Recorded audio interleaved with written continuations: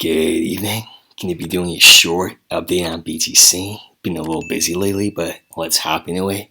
So the last time we left off, we were here at 19.6K, and I did say we couldn't push up and reclaim 20K, that we would come back down to try and find support before moving up again. So we did that, tapped 18.6K range low, got a nice bounce off of there. Some alts did a 30% pump, some 40, some 20. So if you were long from here, from lower, you did pretty well. But we are coming to some heavy resistance here at 21K.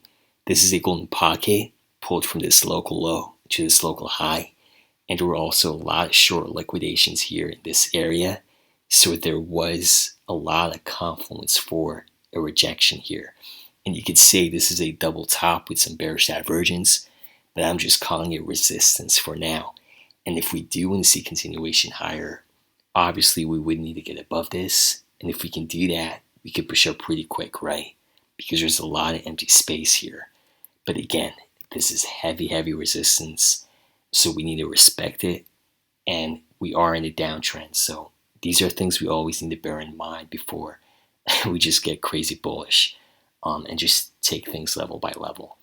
And then looking at targets to the downside, if we do break back into this old range, then we would be looking for lower. And we do have support here at 19/19.1K. Those would be our basic price levels to watch out for. Tomorrow's FOMC, so it's going to be pretty volatile.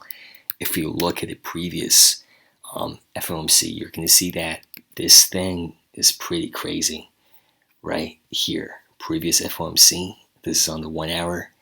You can see we pumped to 20K, dropped down to 18.6K, pumped again, dropped again. And this was all within a 1 to 2 hour window. So it was pretty crazy volatile in both directions.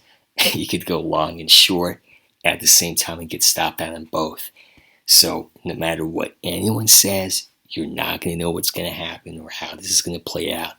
You're just going to have to wait and see what actually happens. The volatility is crazy in both directions. That's just how these things work.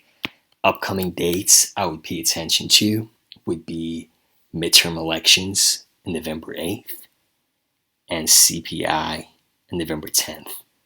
These are some key dates I would be watching out for. These are our price levels to watch out for as well. Keep in mind. And that'd basically be it. Be careful and trade safe.